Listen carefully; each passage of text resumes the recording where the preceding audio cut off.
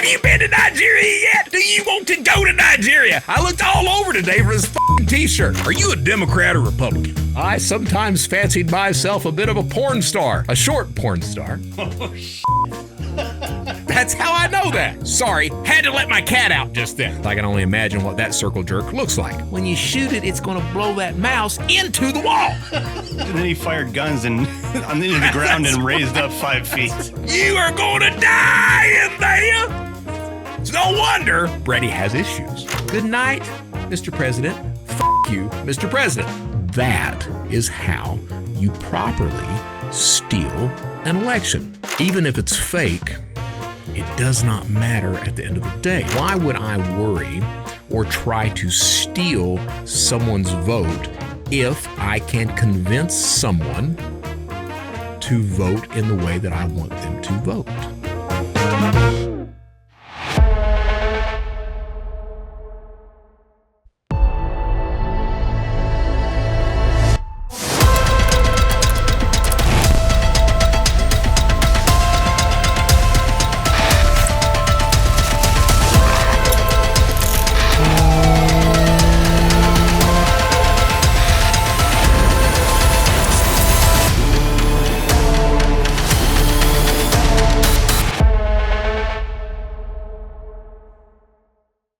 I'm Brett Johnson, former United States most wanted cyber criminal, now good guy. You know what? In today's world, criminals come in all shapes and sizes, but they've all got one thing in common. They've all got criminal thoughts. On today's episode, you're going to like this one. How to steal an election. Why? Well, why the hell not? That's what I've got to say. Everybody else is talking about stealing an election. Why can't I talk about stealing an election? And that's exactly what we're going to do, except we're going to use Brett's big brain. Check out the big brain on Brett. To try to figure out how it should be done properly. And I think we might come to some conclusions. Before we get started on that, let's check in with Brian to see what he's got in the headlines.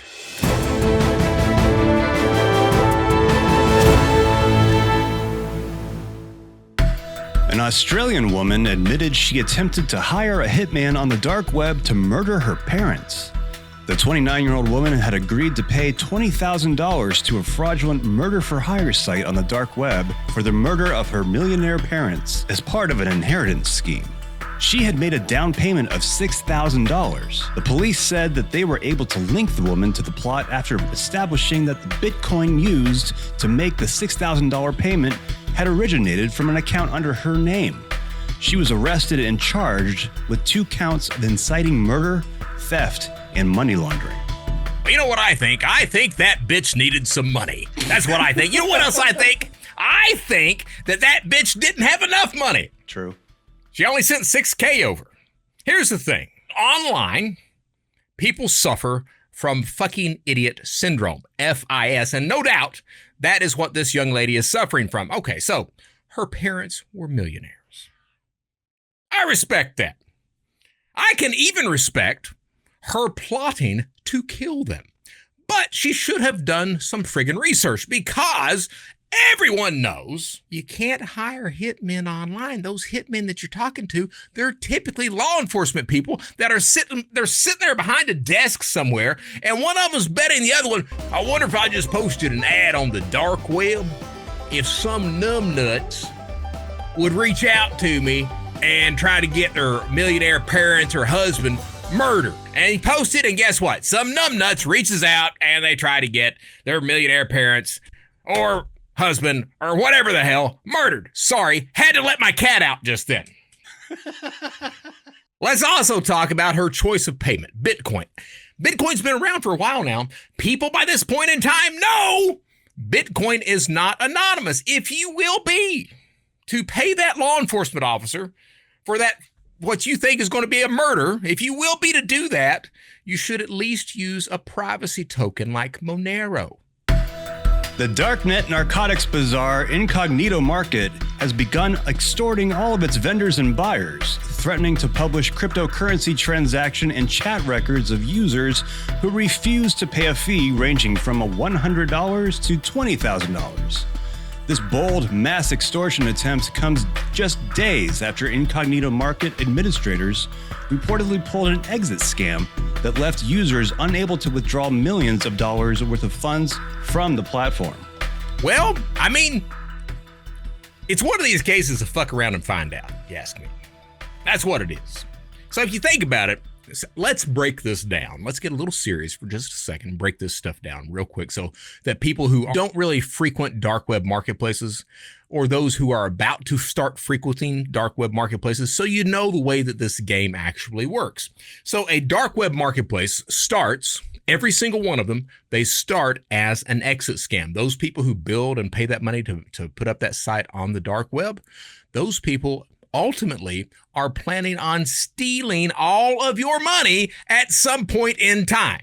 The only question is will law enforcement get to that site, shut it down, and arrest its administrators before those administrators have a chance to steal your money? Up until that point in time, they will tend to deliver whatever products, services, illegal goods that they're offering on that marketplace, because the rule tends to be that as long as a vendor can supply a product or service, they will continue to do so as long as they can do so safely and profitably. Okay, so the problem becomes is once you reach that tipping point on the marketplace, how much longer is it going to stay alive until the administrators sit there and say, we could continue running this, we could run it all day long, every day, but law enforcement at some moment in time, law enforcement is absolutely going to find us, catch us, and give us 30 to 50 fucking years in prison. We know what the prison experience is, don't we? Yes, we do, boys and girls. You get to learn how to poo in front of other men. It's not a fun thing. And you only get one roll of toilet paper a week, and it's that John Wayne toilet paper. You know, the type of toilet paper doesn't take shit off anybody. It's not comfortable. I'm just saying. So they shut it down and they steal people's money. That's exactly what happens with an incognito marketplace. There were a couple of interesting things that pops up with incognito. One of the interesting things is they actually had some AI implemented on the site itself to do customer service, any type of support tickets that were needed, anything else like that. So that was one interesting tidbit.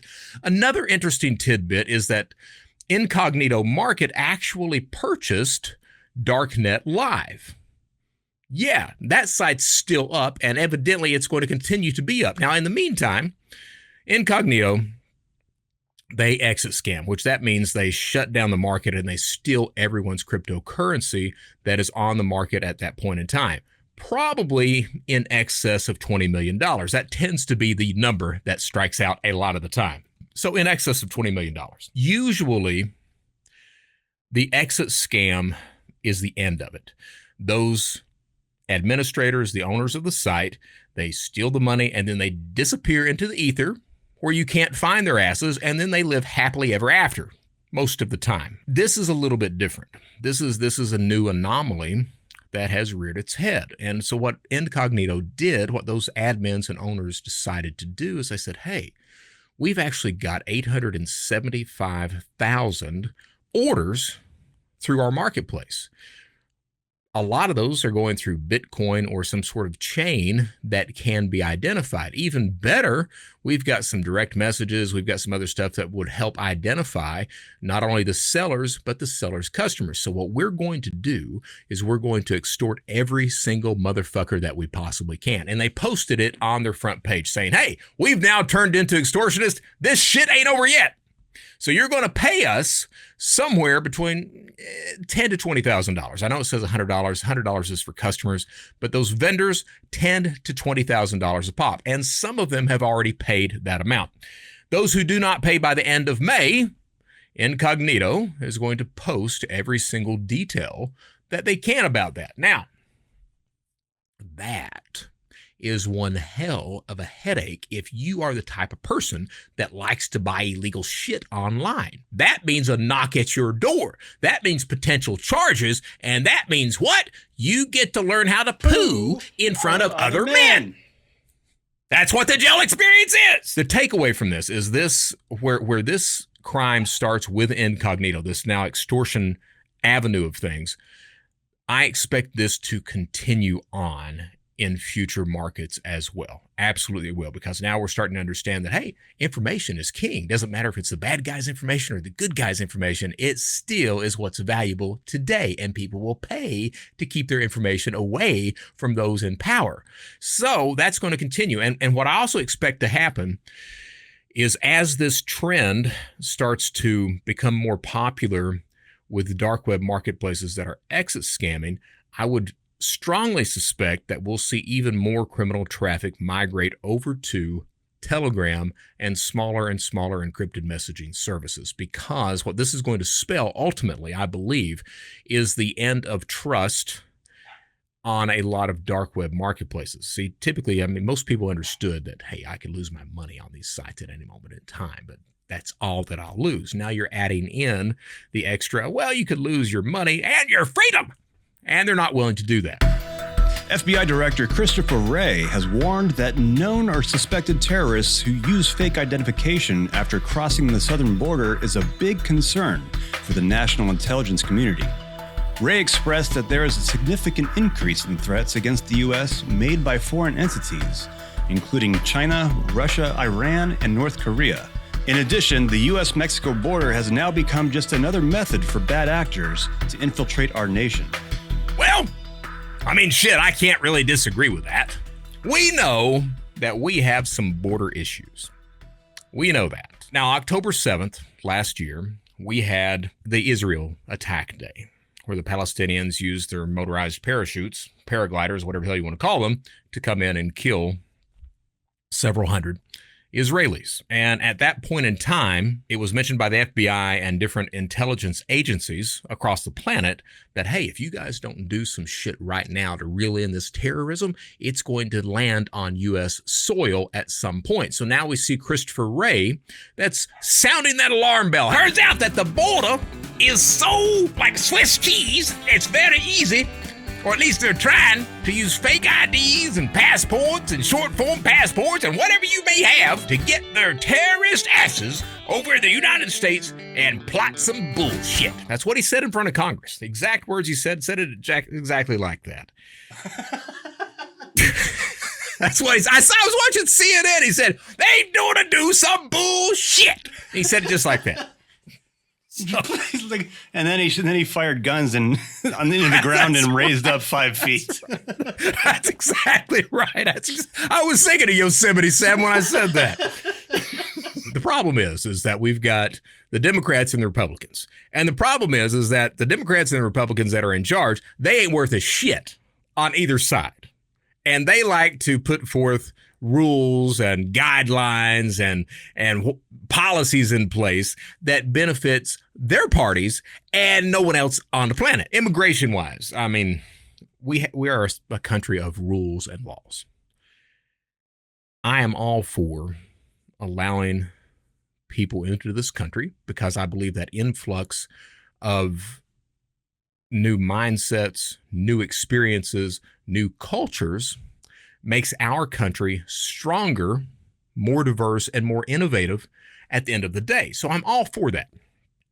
But there has to be some policies and procedures over as we secure our border because, hey, not everyone in the world likes the United States. Some people don't like the United States. Some people like to run planes into buildings sometimes. We have to be able to set aside the anecdotal stories and the propaganda-ridden stories from both sides and look objectively at how we need to continue to grow as a country and be secure as a country.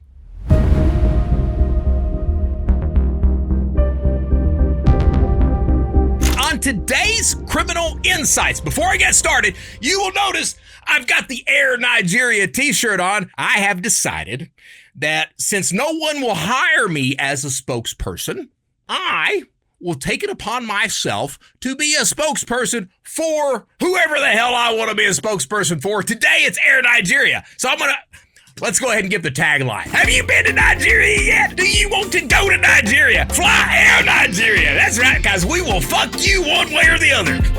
I'm just saying, you get it? So they're either going to scam you or you got to get on the plane and they're going to fuck you on the plane. See, that's the joke. It's all meta. Now, criminal insight for the day. Sorry, I had to do that. I looked all over today for this fucking t-shirt. Okay, so for today's criminal insight, I was visiting the Facebook.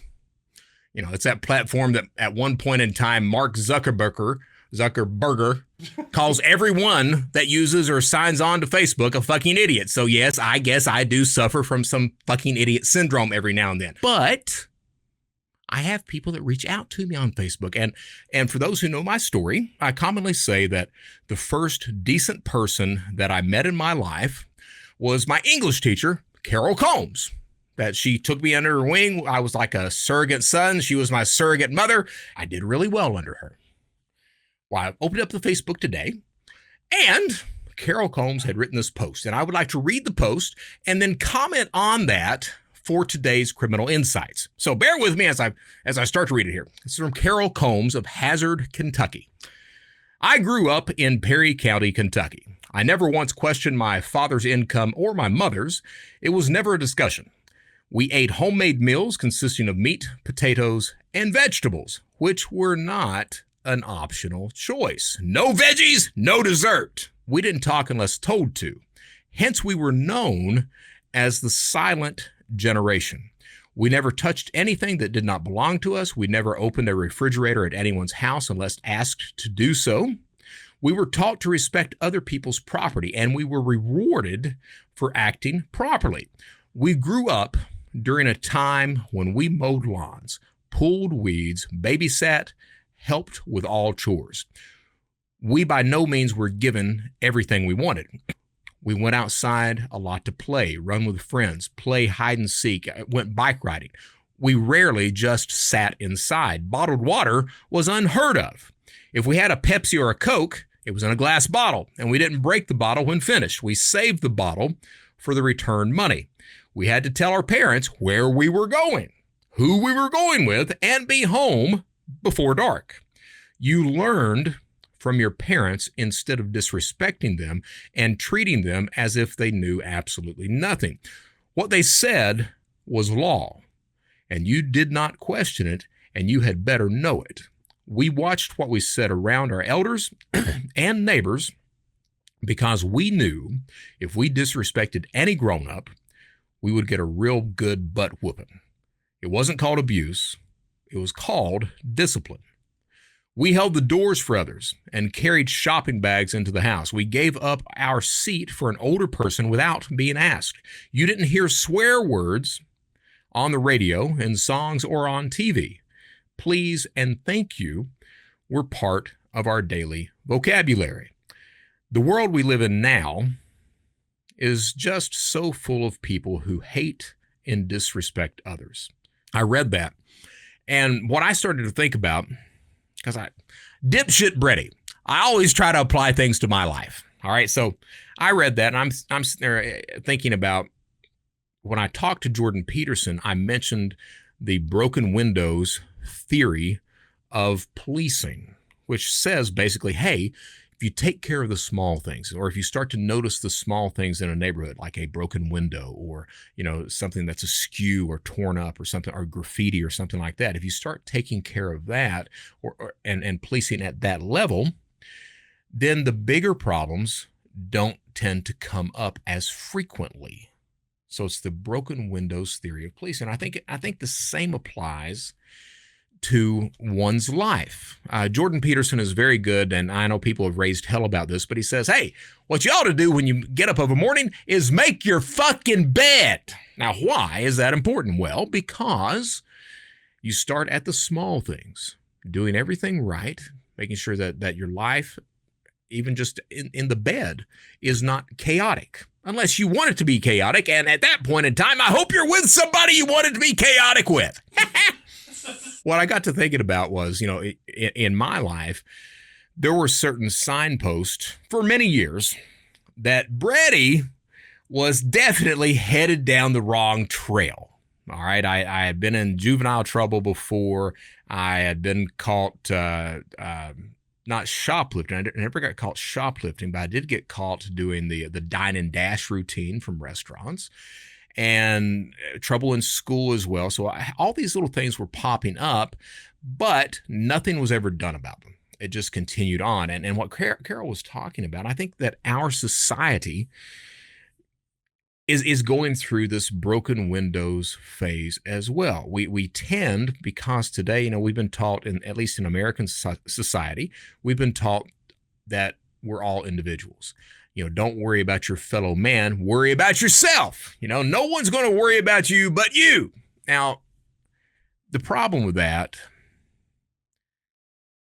I tend to believe that myself sometimes. I mean, one of the reasons that I commonly say that I went toward a life of crime is because me and my sister, her philosophy was she was always waiting on someone to save us, and mine was no one's ever going to do that. You got to do this shit yourself.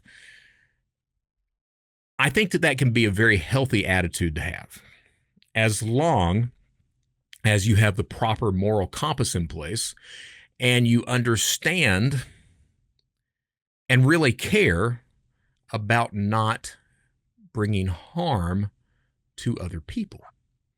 However, when you start down that path of things falling apart, because ultimately everything does fall apart, when you start down that path of things falling apart, maybe you're not making your bed, maybe you're not doing, if you live by yourself, you're not cleaning up the house like you should, or a bunch of dishes piled up, or these signposts that things aren't working, or the machine isn't functioning 100% efficiently.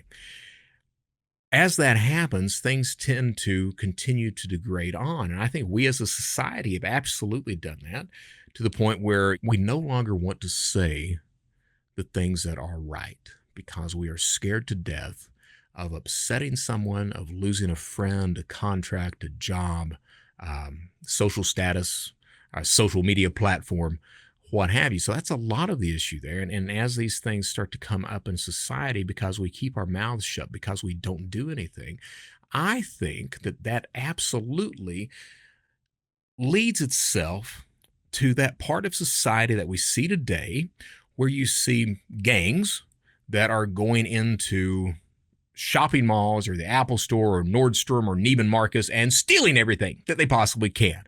I think it leads itself to the explosion of fraudsters online. When I was a fraudster, Shadow Crew, that first group of its kind, ended with 4,000 people. Now you've got marketplaces that are 1 million members large, just a single marketplace. And that explosion is because I really believe it dates back to us not taking care of the small things that we needed to, and really meaning it when we say, if we see something, to say something, because we've also been taught, don't upset people, accept everything. And I think that's a real issue that's causing a lot of harm in our society. So on today's episode of Criminal Thoughts, we're talking about how to steal an election. Really, you could probably steal a country if you wanted to. I don't know if you guys knew this or not. Well, Haiti's going through a bunch of bullshit right now. Turns out there's like 3 gang members that are trying to take over the entire country, and by God, they might succeed. About 10 days ago, there was a prison break in Haiti. They released 4,000 prisoners in Haiti, and those prisoners 2 days later were setting the streets on fire. Now, you probably knew that if you watch CNN or Fox News, or they're talking about all that bullshit. What you may not have known is that when Castro took over Cuba, his army of people that he took over Cuba with was like 20 people. He took over the entire country with that number of people. Why? Well, because the perception of truth is much more important than the truth itself. It doesn't matter what the facts are. It doesn't matter that I've got 19 people in the woods hiding out. What matters is that you think I've got tens of thousands in the woods hiding out. That makes a shit ton of difference. All right. So the perception of truth is more important than the truth itself. And that leads into today talking about how to steal an election. So this episode was not going to be about that. This episode, I was going to bring in Jesse Gossman. We were going to talk about pig butchering and trying to get your money back once you're scammed. And I was going to be the guys like, you ain't getting no fucking money back when you scammed. And Jesse was going to be like, well, law enforcement, they can do that sometimes. And I was going to be like, psst, Like that right there. Not saying he's wrong. He's more than likely right. Jesse's a cop down in Florida. And to let you know, Shayna did let me know that, hey, Brett, I am so happy that you got the show notes over before 9 a.m. Pacific. Yes, sir. Thank you so much for getting them over at 8:57 a.m., you fuck. She said it like that, too. She said it exactly like that. It's uncanny how I can mimic people's voices. So the reason it was so late, other than me being a lazy fuck sometimes, the reason it was so late is I was digging on my phone like, what the hell am I going to talk about? What the hell am I going to talk about? And this article popped up on my feed. That article right there. You see how good Brian is? The man, I just mentioned it, goes, bam. I'm like, shit, I couldn't do that. And so this article pops up about let me read the headline here because I want to make sure I get it right. It says experts wargamed what might happen if deepfakes disrupt the 2024 election. Things went sideways fast. All right. So deepfakes. We've already seen deepfakes in play recently. Let's backtrack to what I think was a really good one back a couple of years ago. Russia released a deep fake of Zelensky. It was determined that was a deep fake pretty quickly, and not really much happened at that point in time. For the New Hampshire primary this year, there was an audio deep fake of Joe Biden.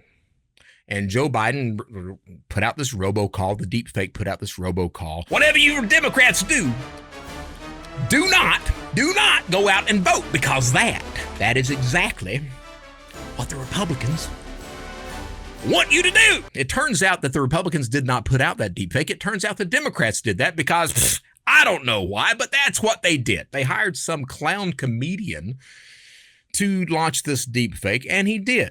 Got his ass in trouble over that. What's interesting about deepfakes, and I joke about that at the start, but deepfakes have the potential to undermine our trust in every single form of media that's out there. Okay? So think about a video on X, or Twitter, if you want to call it that, of Elon Musk. Guess what? Tesla fucking sucks. Sell everything you got. Or something the equivalent like that. Something that's not as, far-fetched as that. When you have a CEO of a company that comes out on a video or releases a statement saying, hey, profits are not going to be anywhere near what we thought they would be, what happens? Well, the stock tends to dive pretty quickly at that point in time. That's one thing that we will be seeing with deepfakes is manipulations of stocks and financial markets. During the pandemic, those riots that popped off because law enforcement absolutely loves to shoot any unarmed black man. I mean, evidently they fucking do. My advice would be to arm yourselves, but then again, that would probably go even worse. Think of a deepfake, though, in Minneapolis, St. Louis, Atlanta, Detroit, LA, where have you. Think of a deepfake that the news organization shows a video of law enforcement gunning down an unarmed individual. The city explodes.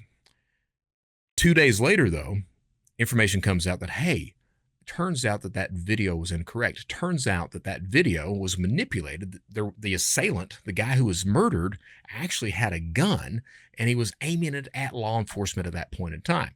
The damage is already done. We're going to continue to see deepfakes because now they're getting really good with AI, with real-time voice manipulation, things like that. And we're going to continue to see these deepfake attacks become more prominent and harder to identify by the people who are trying to protect our country and our society and our economy.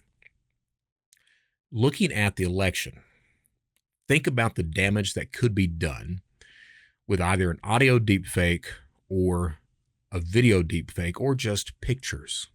Okay, so you're releasing, say you've got faked video of individuals dumping out ballots in the woods someplace, or dumping ballots into those remote ballot boxes someplace, or you've got someone, a video of someone that's actually changing voter data on some of the cards that are out there, or fucking around with a voting machine. Even if it's fake, it does not matter at the end of the day. What matters is, what can you convince someone of? Now, certainly, there would be in the future, there would be a retraction of that article or that video. There would be somebody that would say, that would call out, hey, that's fake. But the problem is that not everyone gets that message, and not everyone gets that message in time to determine or to influence how they're going to behave.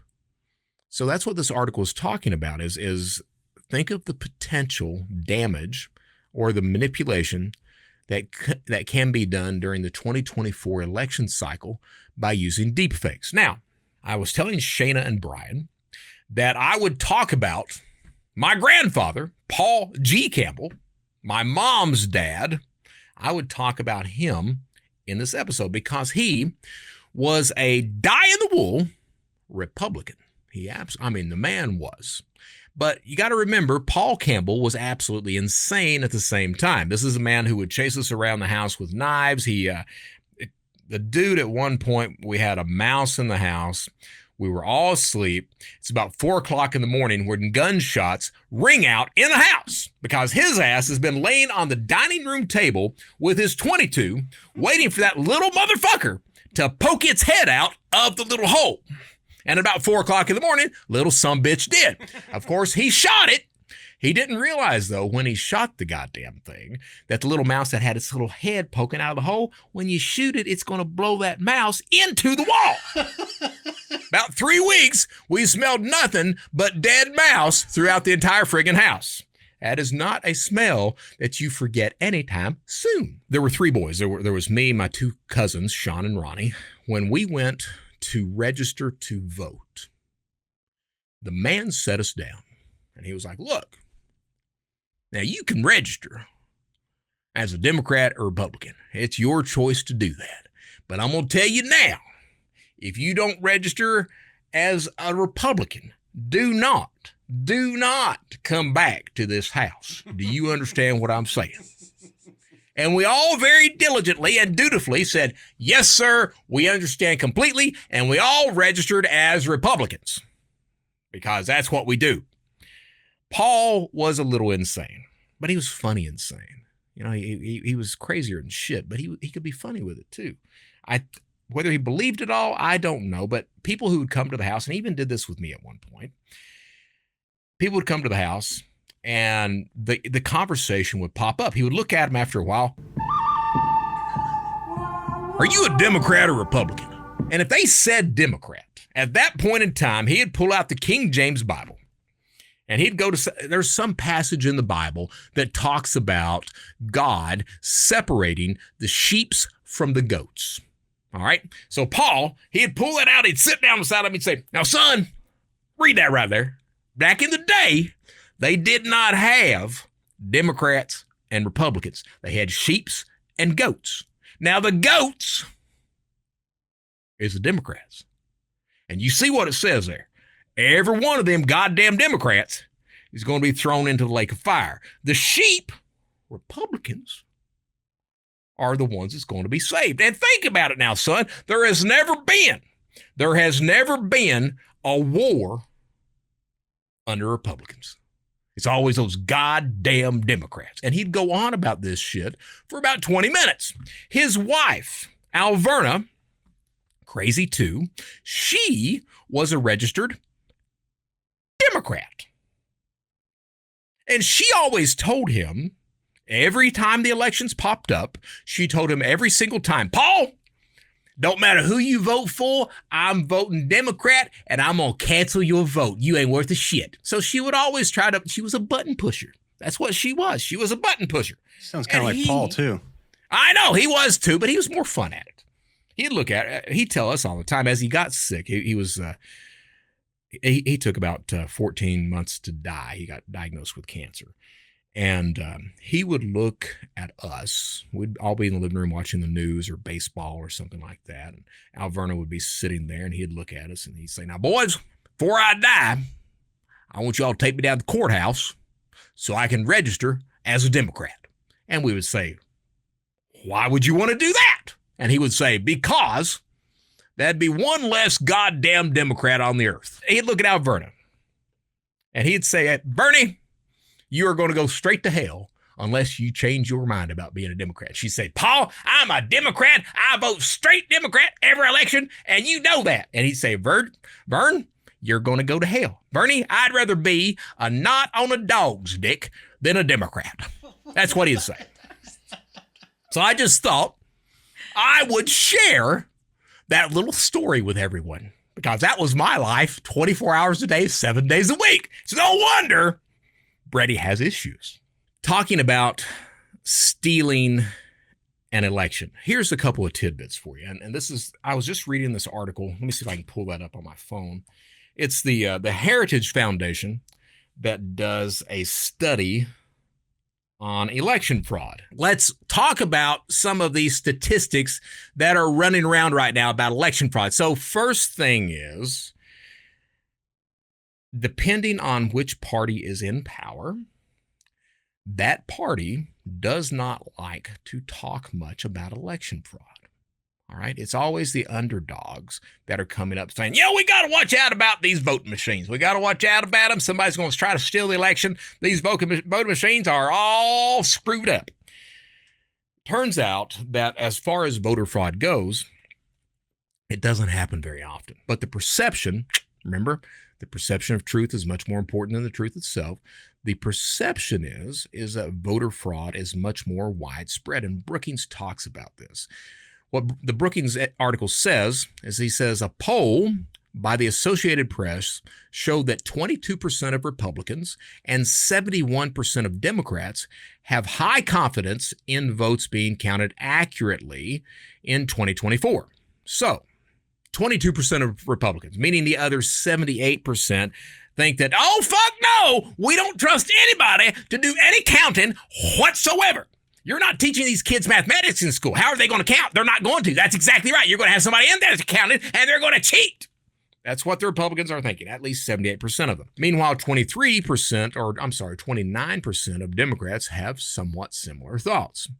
A more recent Washington Post poll found that among New Hampshire Republicans, over 50% believe Biden's win was fraudulent, and 85% of Republicans that supported Trump believe it was fraudulent as well. Now think about those numbers, okay? The data shows that any voter fraud was minuscule. That's the data, all right? And the perception, though, is that if you're a Trump supporter, 85% of those people tend to believe that the election was stolen.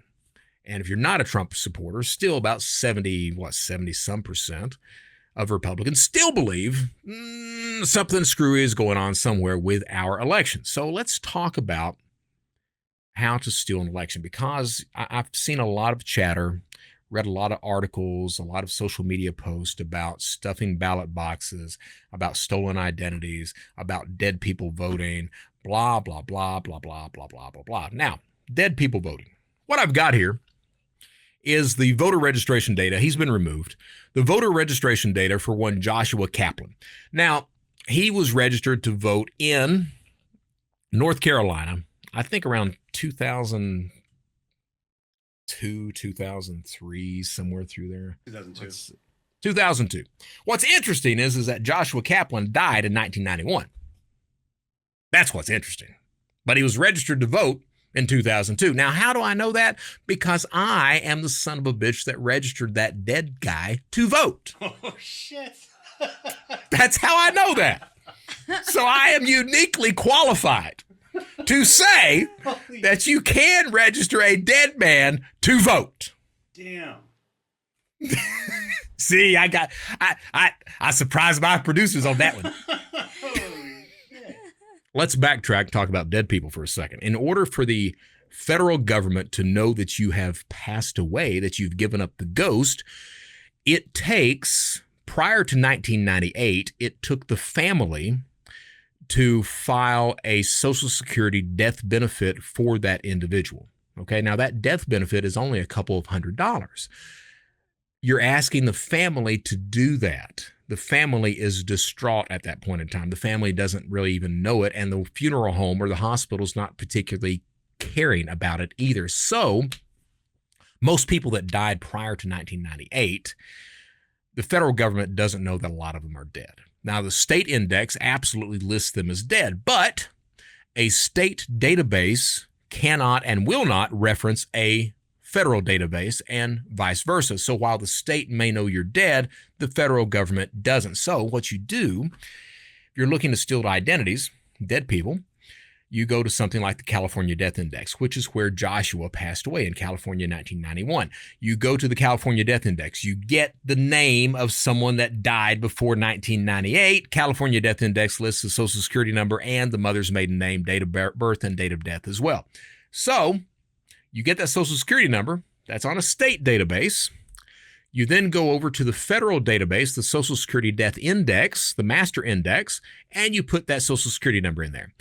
If it comes up, nothing found, what that means is that the federal government does not know that that individual, in this case Joshua Kaplan, is dead. Now, that tends to be, that was, in other countries it still works that way.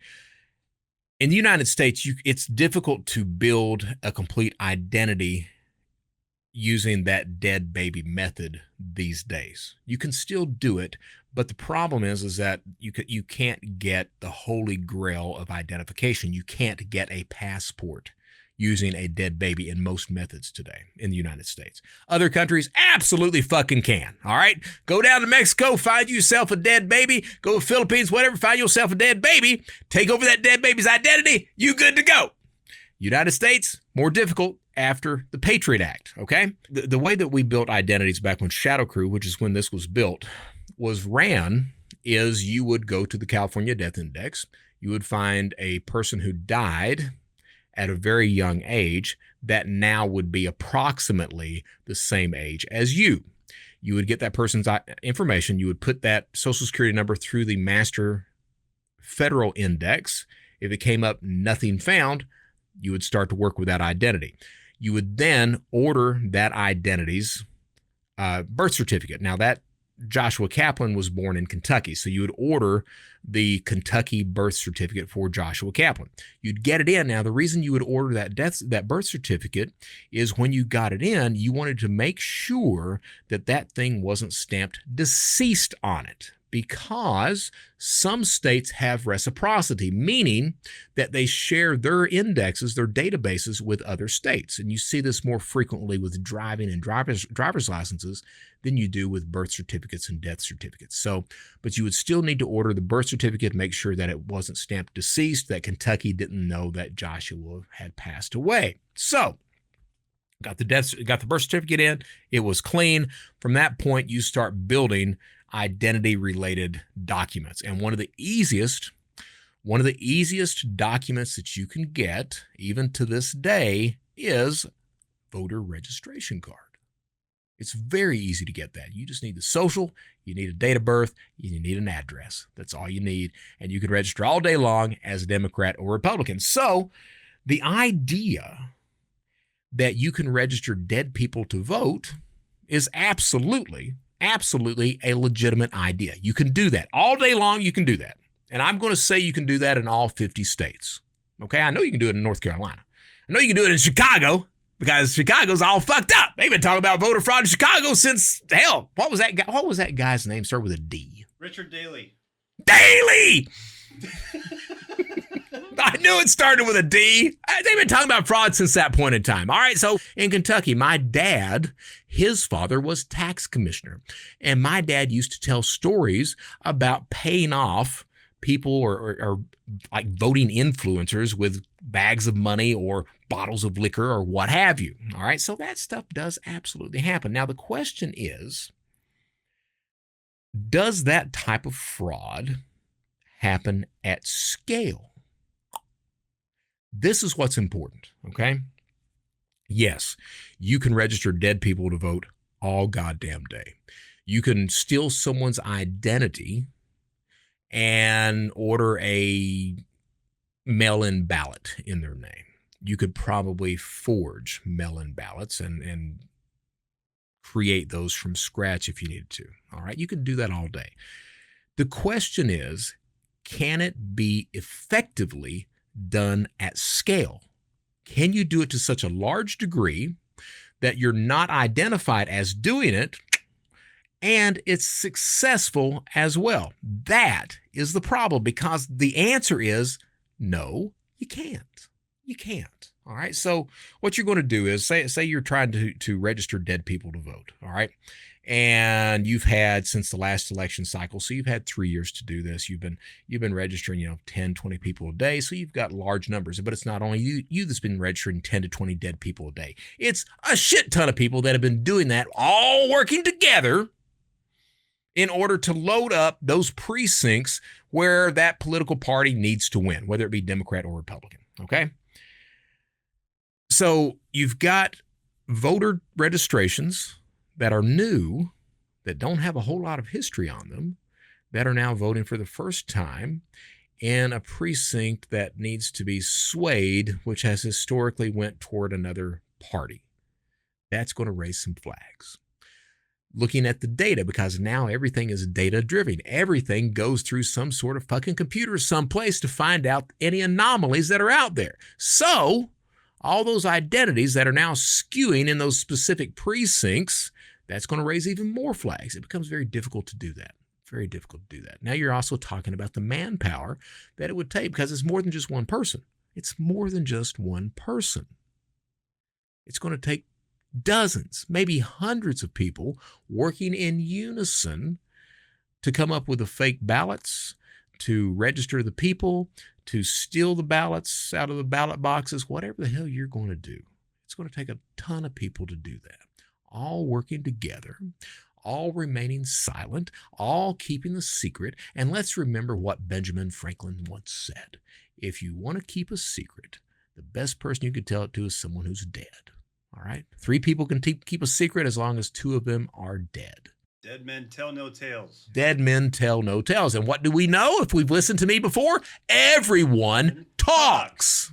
What I would like to talk about is how I think a much more efficient, successful way to steal an election would be. We've got the Monroe Doctrine. All right. So the Monroe Doctrine basically says that, hey, the United States owns everything in this hemisphere, which means that any election that takes place in South America, you can bet your little ass we are going to have some say-so in it. We have seen elections manipulated for decades, for absolute decades. All right. Nowadays, it's much easier to manipulate an election. Why would I worry or try to steal someone's vote if I can convince someone to vote in the way that I want them to vote?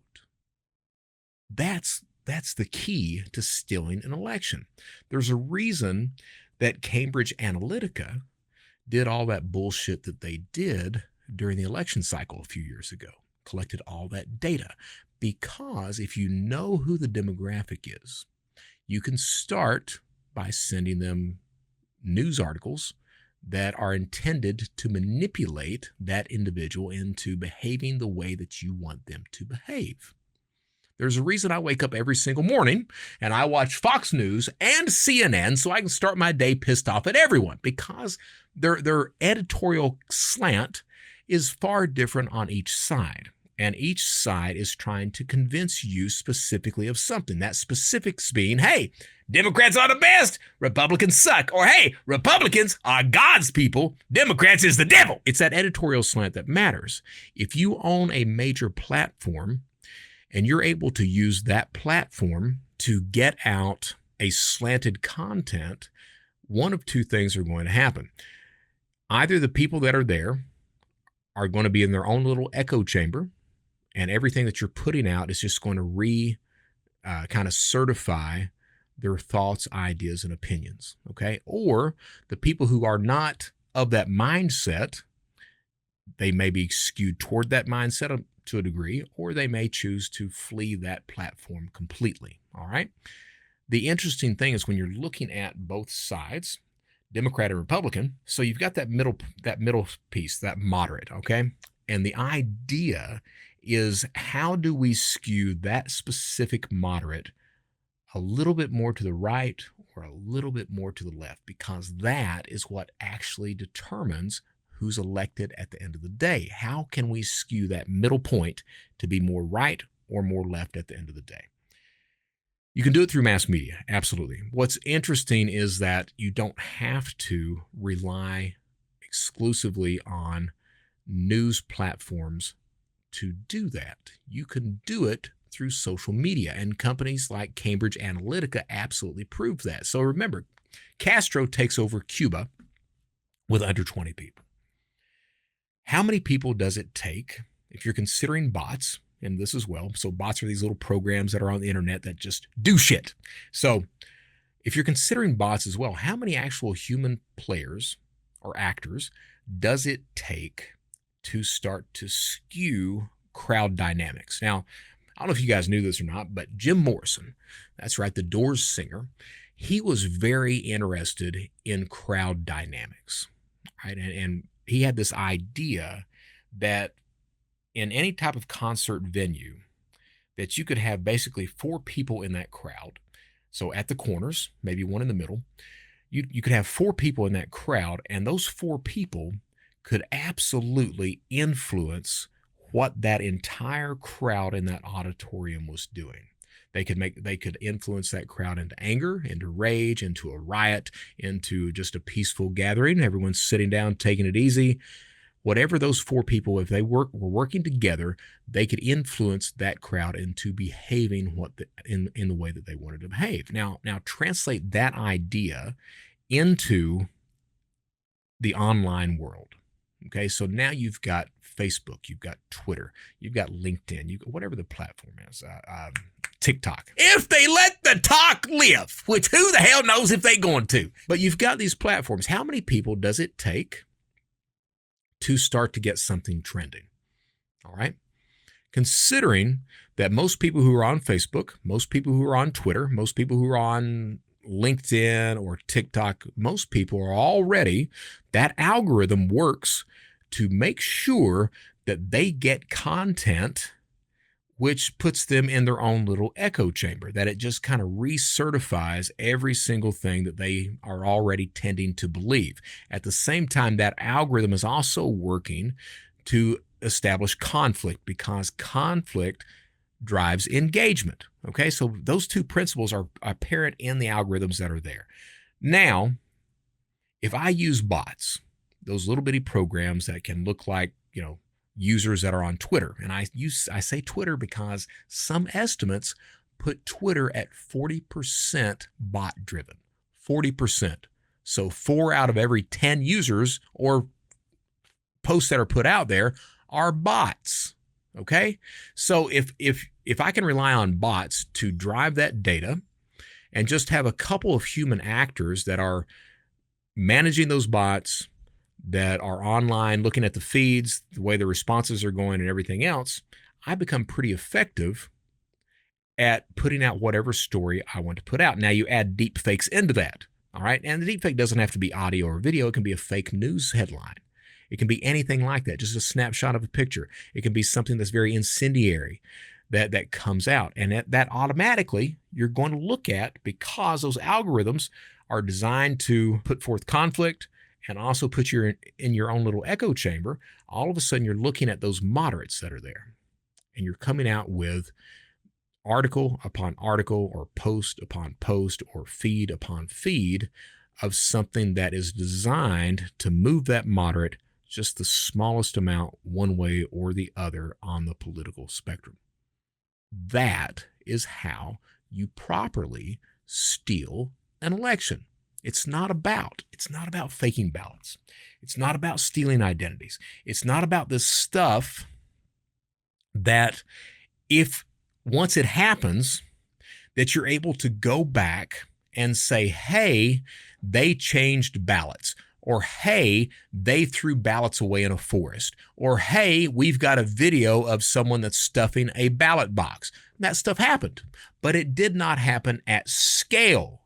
That's the issue, because you can't do that shit at scale, because a data-driven approach looking at that post-incident is going to be able to see that, hey, something is awry. And guess what? The last election did not have that shit.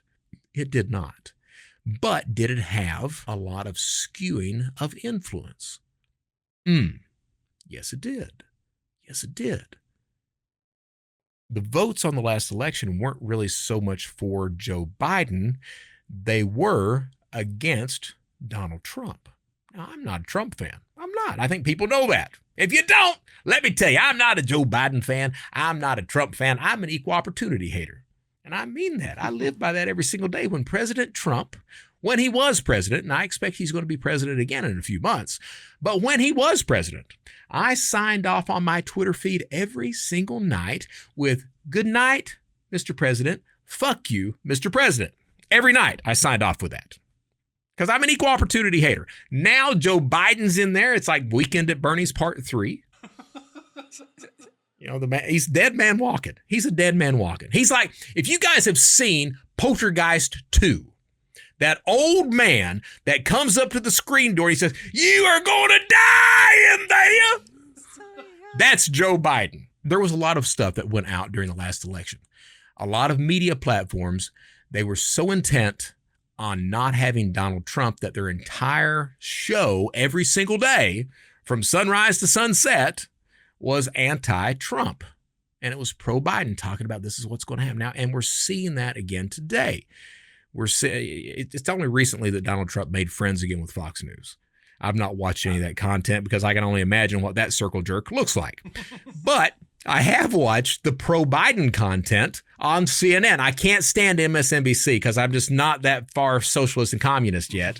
But I have watched CNN, and let me tell you, anything that Donald Trump wins on, and he's been having some success in court recently. No, not with that $500 million judgment that he had, but with some recently, he's had some minor successes. And so CNN reports on the successes, and then it comes back to the talking head on CNN, and you can see their heads are about to pop off and explode. Like in Scanners. Yeah, like in Scanners, exactly. You can see that shit. They're going crazy. But at the same time, they continue to beat that drum, trying to skew those moderates, because the Democrats are going to vote Democrat. It doesn't matter that, 70% of them don't want Joe Biden. They're not going to vote for Donald Trump. They're going to vote for Joe Biden or Kamala Harris, because I don't expect Joe Biden to live much longer. Same thing on the Republicans. 70% or 30%, whatever the fucking total is, they don't want Donald Trump as president, but they are not going to vote for Joe Biden. They are going to vote for Donald Trump. So what's going to determine that election is that moderate, that person in the middle. Now, I don't need to steal that person's identity. I don't need to steal their ballot. I don't need to do anything. The only thing I need to do is make sure that the content that they're fed is such that it skews them enough to where they're saying, Joe Biden, I'm not sure he even knows that he's in the White House right now. It doesn't take many people to influence social media. All right. We've seen the Russians do it. The United States are experts at doing that as well. The problem becomes in this election cycle, because we've had so much chatter from the former president about election fraud. I think that has absolutely raised the awareness of election fraud happening. And because of that awareness being raised, I absolutely believe that we're going to see a lot more voter fraud on both sides of the fence. The Democrats are going to do it thinking the Republicans are doing it, and the Republicans are going to do it because they're already convinced that the Democrats already did it. So we're going to see that. And it's not difficult to start to put out, we've seen that for several different election cycles now, to put out fake articles. Those articles are picked up by the algorithm and they're fed across the platform. The problem becomes in that a lot of people don't know that they're fake articles. The people who do know they're fake articles, are they still influenced by those articles? The answer, believe it or not, is absolutely yes.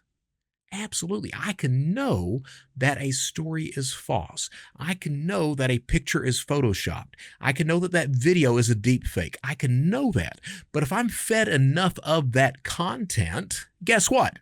It doesn't fucking matter. If I'm fed enough of that content, that moderate will skew to the right, or that moderate will skew to the left. That's exactly what happens, because that's the way that human behavior operates. Yeah, I can know it's fake all day long. That doesn't mean that I'm not influenced by it. For example, back in my porn watching days, I like to think that I had a very refined palate. Even though I knew that that is not the way a woman actually works, operates, or behaves, and nobody is that happy to see a penis, even though I knew that, that does not mean I was not influenced by it. I absolutely was, and I sometimes fancied myself a bit of a porn star, a short porn star. You are influenced by this stuff, whether you know it's fake or not. And that becomes a huge issue when we're talking about the election. So what I expect to happen, absolutely, we're going to have idiots that are stuffing ballot boxes. There's going to be videos of that. We're going to have some idiots that are out there. So I know the CISO from Maricopa County. And he was telling me, I'm going to have him on the show, but he was telling me during the last election cycle that there were people that were planning on showing up at these little just drop-off ballot boxes dressed in full tactical gear with their weapons. And what stopped that is they got wind of that because they were monitoring these channels. They got wind of that happening. So the idea was, we're going to get out here with our gun and our Under Armour tactical gear, and anybody that's planning on putting a ballot in there, they're going to be scared to death of us. That was the plan. And they talked about it on Discord and Telegram. Maricopa got wind of that, and they actually had law enforcement officials at the ballot boxes. So as these fucking idiots pulled up in their tack gear, they saw the cops there. They're like, I think I want to go home now. I don't think I want to spend the night in jail. And they went home, and they didn't have to worry about it. But we're going to see a lot more of that. We're going to see these people who are trying to intimidate. We're going to see people who are stuffing ballot boxes or trying to change ballots or steal identities. Historically, that has been, less than 1% of the election, historically. Voter fraud like that is not extremely common. I do expect we're going to see a lot of that during this election cycle because that is what the media and both political parties have talked about. They've talked about stealing ballots, identities, dead people. They've talked about or tampered with election voting machines.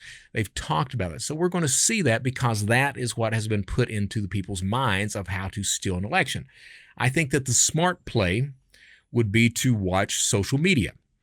Twitter, even though Elon Musk is driving that dog in the dirt, Twitter is still very influential. So we're going to see these influence campaigns taking over Twitter. We're going to see it on Facebook. We're already seeing it on Facebook and on Twitter. We're going to see it really scaled up to a large degree. And I don't think that that's going to be a very difficult thing to do at the end of the day. You're going to see your news feeds, like I use Flipboard a lot and some other news feeds as well. You're going to see some news feeds that are putting forth content that is questionable at best. And unfortunately, we as human beings, we tend not to verify the content that comes through to us. And even, as I mentioned before, even if we did verify it, it's still going to have an effect. If you are bombarded every single day with a certain slant, it will affect you at the end of the day. That's what the show is about today. That's what I wanted to talk about. So, how do we fight against that? Shit if I know. All right, ask any of those South Americans down there who have been influenced by U.S. politics on who they're going to vote for decades, and they will tell you, shit, we don't know what we're going to do either, because you can't really do a whole lot about it, all right? As long as we have, and we've done this, we've given over the reins of free speech, not to the government, but to the billionaires who run the internet. And because we've done that, what are they there for? They're there to make money. So the chances of them getting out there and actually trying to do some good, to reel this content in, to make sure everything is upright and done properly, I am not highly confident that they're going to do that. Why would they? All right. My name is Brett Johnson. This is Criminal Thoughts. A bit of a different show today. I hope you guys have enjoyed it. We're going to close things out. Hey, so I've got two shows. I've got the Brett Johnson Show. I've got Criminal Thoughts. I would appreciate it if you like the show, hit that subscribe button. Tell you what, if you don't like the show, hit that subscribe button. That way, you know every time content comes out that you hate this sumbitch and puts out this content. Better yet, bitch to me about it, because that bitching drives engagement, and we talked about that before. So bitch, moan, complain, send me a hello. Let me know what you don't like. Let me know what you do like. Subscribe, because I need the numbers. I really do. I'm not a bad guy. I used to be a bad guy. I'm not a bad guy that much anymore. Sometimes I dream about it, though. Sometimes I do. I mean, I've got what I like to call my criminal bucket list. Yeah, some people have a bucket list about going to see the pyramids, shit like that. I have a criminal bucket list. Like, I'm going to Boston tomorrow. Boston is actually on my criminal bucket list because Boston is the #1 city in the United States for armored car robberies. And I've always dreamt about, before I cash things out, before I cash those chips in and either go up or down, I've always dreamt about robbing an armored car. That's just one of those things. Like the RV, I mentioned before, the RV mobile meth lab. I'm such a fan of Breaking Bad that mobile meth lab is on my criminal bucket list. Holding court in the street. That's on my criminal bucket list. I've got a whole list of these things, and I continue to, update it and put orders in place and everything else. I just thought I'd share that with everyone. I know that's not normal, or maybe it is, and I'm just the only one that admits it. Anyway, hit that subscribe button. You'll hear me wax philosophical on more bullshit like that. All right, I'm Brett Johnson. This is Criminal Thoughts. We're going to close it out. Stay safe out there. Stay secure and stay vigilant, because sometimes there are people like me out there that have not turned their lives around, and they will follow through with that criminal bucket list. So it's important. Stay safe, stay secure, stay vigilant. At the end of the day, just do the right damn thing. My name is Brett Johnson. Thank you so much for tuning in. Until next time.